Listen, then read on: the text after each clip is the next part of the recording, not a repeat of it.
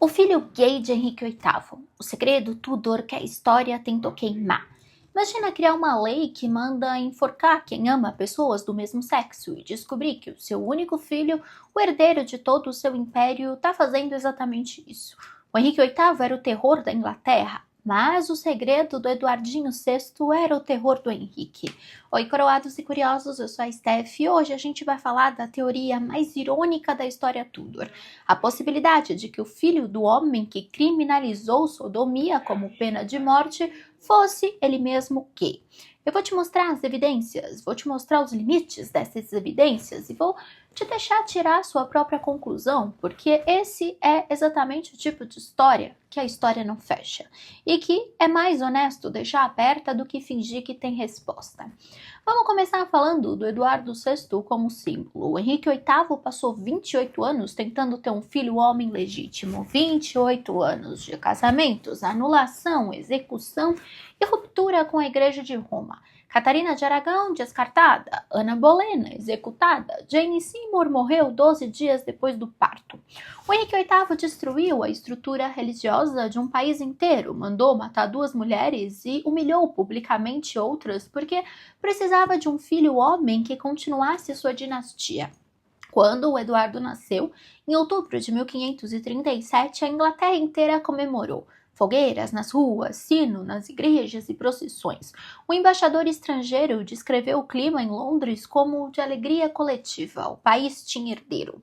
A dinastia Tudor tinha futuro. Todos os horrores dos últimos 30 anos tinham uma justificativa retroativa naquele bebê gordo e saudável que estava mamando com vigor no palácio de Hampton Court.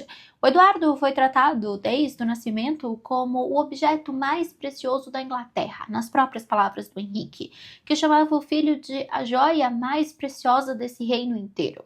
A segurança do quarto do príncipe era obsessiva. Regras sobre quem podia tocar no príncipe, quem podia entrar no quarto, como as roupas dele deveriam ser lavadas e o que ele podia comer. O Henrique não ia perder esse filho, não, depois de tudo que tinha custado. E o Eduardinho sobreviveu, cresceu, foi educado por humanistas protestantes, John Craik e Richard Cox, e absorveu o protestantismo com uma intensidade que surpreendeu até os próprios tutores. Ele não era devoto por obrigação, era convicto. Estudava as escrituras com prazer, escrevia sobre teologia com argumento próprio e já na adolescência tinha visão clara de como queria reformar a igreja anglicana que o pai tinha criado. Nos retratos que sobreviveram, Eduardo tem o queixo do pai, firme, ligeiramente projetado, e os olhos da mãe, que não eram de quem recuava facilmente. Era também um menino profundamente sozinho. A mãe morreu quando ele tinha 12 dias, não perdeu nada. Brincadeira, tenho que zoar a Jane. O pai era uma figura de terror mais do que de afeto, grandioso, imprevisível, capaz de ternura e de brutalidade na mesma tarde. As irmãs Maria e Elizabeth eram mais velhas e viviam em casas separadas, e a corte estava cheia de adultos com agendas que se preocupavam mais com o trono e não com ele. E numa situação dessas, numa infância Tudor cheia de perigos e como um órfão emocional, o que o Eduardo VI encontrou foi um menino irlandês, chamado Barnaby Fitzpatrick. E nada mais na documentação que sobreviveu indica que ele tenha encontrado outra coisa igual em outro nível. O Eduardo não podia ter uma amizade que fosse apenas amizade. Tudo que ele tinha era instrumentalizado por alguém, exceto, aparentemente, o Barnaby. E é precisamente esse exceto que faz a história interessante. O Barnaby Fitzpatrick chegou à corte do Henrique VIII em 1543. Com aproximadamente 8 anos, enviado pelo pai como um penhor de lealdade, uma prática Tudor em que famílias irlandesas de alguma importância mandavam filhos para a corte inglesa como garantia de boa conduta política. Era basicamente um refém com boas maneiras. O pai do Barnaby, o primeiro barão de Upper Ossory, tinha se anglicanizado, mudado o nome da família de MacGeoghegan Fraderick para Fitzpatrick e cedido o título gaélico ao poder inglês, em troca de um título de nobreza britânico. Barnaby Era a garantia viva de que esse acordo seria honrado. Não era uma posição de prestígio. Ele era irlandês no momento em que ser irlandês significava ser inferior na hierarquia cultural inglesa, e era barão numa corte cheia de duques e condes. Ele tinha mais ou menos a mesma idade do Eduardo, 2 anos mais velho, dependendo da fonte. Foi colocado nas lições junto com o príncipe, como uma companhia adequada. Eles estudaram latim, grego, filosofia e escrituras juntos, competiam por elogio dos mesmos tutores. Em algum momento nesse processo, o filho do rei e o menino irlandês que estava lá como garantia política tornaram-se inseparáveis. O quanto isso era incomum precisa de contexto. Eduardo VI era descrito como uma criança de temperamento contido, mais inclinada ao estudo do que ao jogo, que distribuía a afeição só para poucas pessoas. Os embaixadores que tentavam se aproximar do príncipe descreviam um menino que era educado, mas distante, que ouvia, mas não revelava, e que sorria raramente de forma calculada. A frieza emocional que os Tudors cultivaram como sobrevivência política estava no Eduardo desde cedo. E nesse cenário, Barnaby e o máximo de calor que qualquer documento contemporâneo registra, o Eduardo demonstrando por qualquer pessoa, só para ele. Quando Barnaby foi para a França em 1551, enviado pelo próprio Eduardo, já rei, para completar a educação e observar a política francesa, o que ficou para trás foi uma correspondência que os historiadores Tudor têm lido, relido e debatido entre o século XIX. As cartas do Eduardo para o Barnaby estão preservadas nos Literary Remains of Edward VI, publicados pelo Roxburgh Club, digitalizados integralmente no arquivo.org. Não são rumores nem interpretações de segunda mão. São palavras do próprio rei, escritas de próprio punho, dirigidas ao único amigo que ele parece ter tido na vida.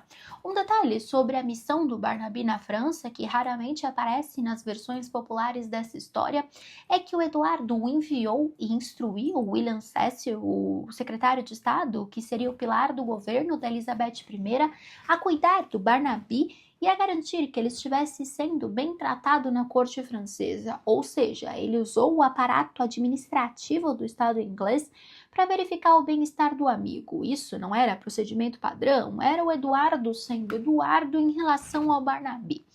Agora eu vou te falar das cartas e é onde eu preciso ser honesta com você sobre 2 níveis diferentes de leitura, porque essa é a parte que importa e onde é fácil demais e longe demais. O que o Eduardo VI escreveu para o Barnaby quando o mandou para a França inclui instruções que, lidas aos olhos do nosso século XXI, levantam sobrancelha. A mais citada é a instrução sobre comportamento. Eduardo aconselha o Barnaby a se portar honestamente na corte francesa, seguindo mais a companhia de cavalheiros do que pressionado para ter companhia das damas de lá. Em outras palavras, fica longe das mulheres, fique com os homens. O Barnaby respondeu com uma frase que ficou famosa entre os tudoristas do mundo inteiro. Você me faz pensar que o cuidado que você tem por mim é mais paternal do que amigável. Só que calma, eu preciso também te dizer que a história do século XVI é cheia de armadilhas para quem lê com olhos modernos. A linguagem afetiva entre homens no período Tudor era radicalmente diferente da linguagem que os homens usam hoje em dia, especialmente na Inglaterra do século XXI, onde qualquer demonstração emocional excessiva entre homens carrega peso cultural. No século XVI, as cartas entre amigos do mesmo sexo podiam ser intensamente amorosas no vocabulário, sem que isso não implicasse nada sexual. O Eduardo, por exemplo, escreveu para sua irmã Maria: "Eu te amo muito". A linguagem afetiva era o registro normal de relações importantes, não um código para o que vinha depois. O que torna a relação do Eduardo e do Barnaby diferente não é o vocabulário das cartas, é a singularidade dentro do padrão. Esse menino que distribuía pouco afeto, que era descrito como frio e calculado por praticamente todo adulto que conviveu com ele, tinha exatamente uma pessoa no mundo com quem o registro histórico mostra calor genuíno e consistente. E quando essa pessoa foi para a França, o Eduardo escreveu para ela regularmente, perguntou sobre a sua saúde, comentou sobre a política que o Barnaby estava observando e pediu com uma especificidade que é no mínimo curiosa que ele ficasse longe das damas francesas.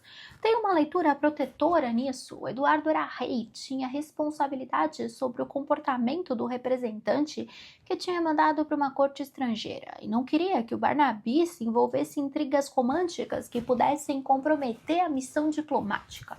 Só que também tem uma leitura possessiva. O Eduardo não queria que o Barnaby se interessasse por mulher nenhuma, e de forma platônica era o tipo de conselho que um amigo mais velho e mais sério daria para um companheiro que ia para o exterior pela primeira vez. E a resposta do Barnaby funciona como evasão divertida, leve reprovação ou como qualquer coisa no meio, dependendo de quem você decide ser ao ler. O que os documentos não mostram em nenhum lugar e qualquer coisa que um historiador pudesse chamar é que não existe evidência de relação sexual. O século XVI Tudor era um ambiente em que fofoca e acusação política caminhavam juntas e a documentação que sobreviveu é volumosa, mas nada nela aponta para essa acusação. O que existe é uma amizade intensa entre dois meninos que cresceram juntos na corte mais perigosa da Europa, num ambiente em que confiar em alguém era luxo que quase ninguém podia se dar. E por último, vamos falar então da Lei do Henrique, que é a ironia dessa história toda. O Buggery Act de 1533, a lei que o Henrique VIII assinou para criminalizar a sodomia com pena de morte, foi a primeira lei civil inglesa a tratar do assunto. Antes disso, sodomia era matéria de tribunal eclesiástico, tratado como pecado pela Igreja, no caso católica. O Henrique, no processo de quebrar com Roma e construir uma igreja anglicana sob sua própria autoridade, transferiu toda uma série de competências dos tribunais eclesiásticos para os tribunais civis, e a sodomia foi uma delas. O texto da lei descrevia a sodomia como um vício detestável e abominável. A pena era de morte e os bens da família podiam inclusive ser confiscados. Estava na mesma categoria de traição e assassinato. Mas calma, não era em si uma perseguição com homossexuais. Na verdade, ela foi criada como parte do processo de desmantelamento do poder da igreja. Tirar dela o controle sobre a moralidade sexual era parte da mesma campanha que tirou da igreja o controle sobre divórcios, sobre casamentos e sobre terras. A sodomia, então, entrou no Código Civil inglês como consequência da briga entre o Henrique e o Papa. O único caso documentado de execução especificadamente por sodomia no período Tudor foi de Arthur Hungerford, em 1540. E os historiadores modernos debatem se a acusação de sodomia nesse caso foi real, ou uma tática política para garantir a condenação por traição que já estava decidida, igual fizeram no caso de incesto com a Ana e com o George. Em outras palavras, a lei existia, era aterrorizante no papel, mas na prática Tudor era mais uma ferramenta política do que um policiamento cotidiano. Mas isso não diminui a ironia e o fato de que o Eduardinho VI, se fosse realmente homossexual, entraria em pânico constante por causa dessa lei. O que a ironia entrega, independentemente de qualquer conclusão sobre a vida de Eduardo, é um paradoxo estrutural perfeito. O homem que mais precisava de herdeiro, que destruiu mais vidas em nome da continuidade dinástica, que criminalizou a forma de desejo que não produz filhos e que pode ter tido um filho que nunca ia produzir o herdeiro que o pai tanto queria. Não por doença, mas por ser quem ele era. O Eduardo morreu aos 15 anos e a tuberculose, os historiadores divergem que o matou, não deixou margem para saber se ele teria se casado, tido filhos, se teria governado a Inglaterra por décadas. A doença fechou a pergunta antes que a vida pudesse respondê-la. Mas o fato é que a pergunta existe. O fato de que as cartas existem e é uma singularidade da relação é suficiente para a ironia pesar. O Henrique VIII construiu um filho para ser a continuidade de tudo, e esse filho, no único espaço emocional documentado que tinha no mundo, olhava para um menino irlandês e pedia para ele ficar longe das mulheres francesas. Outro detalhe legal que você já sabe se assistiu às biografias do Jaime VI ou está no meu curso de infográficos das biografias, Inclusive, agora abrimos um novo curso de assinatura mensal do Hoje na História, com infográficos. Me manda quero aqui que eu te mando o link. Enfim, o próprio Jaime VI escreveu sobre essa lei e até num livro sobre isso, e a maioria dos historiadores dizem que ele não gostava muito de mulheres, se é que você me entende. Enfim, por fim, há também outro nível de silêncio que é importante nomear. Mesmo que o Eduardo tivesse clareza sobre o que sentia, em 1551 não existia linguagem disponível para nomear isso de forma que a gente nomeia hoje. O conceito de homossexualidade como identidade, como uma categoria de ser, não apenas de ato, é do século XIX. O que o século XVI tinha era conceito de sodomia como ato proibido e pecado. Uma pessoa naquele período não seria gay da forma que a gente usa a palavra hoje, seria uma pessoa que cometia ou desejava cometer um ato específico que estava no Código Criminal com pena de morte. O que eu posso te dizer com certeza é o seguinte: o Eduardo VI tinha 15 anos quando morreu. Teve um único amigo de verdade documentado na vida inteira, mandou esse amigo para a França e escreveu cartas para ele com uma regularidade e uma intensidade que não aparece em nenhum outro relacionamento que deixou rastro. Pediu para ele ficar longe das mulheres e morreu sem casar, sem herdeiro e com a pergunta toda intacta. A história não fecha esse arquivo e também não vai fechar. E eu acho que existe algo honesto em a gente aceitar isso, em contar a história até onde ela vai. E parar ali, sem inventar o final que a gente queira que seja verdade. Você pode olhar para as cartas e ver a amizade intensa de dois meninos que cresceram num ambiente de perigo e desconfiança e encontraram um no outro a única coisa parecida com segurança que o mundo tudo oferecia.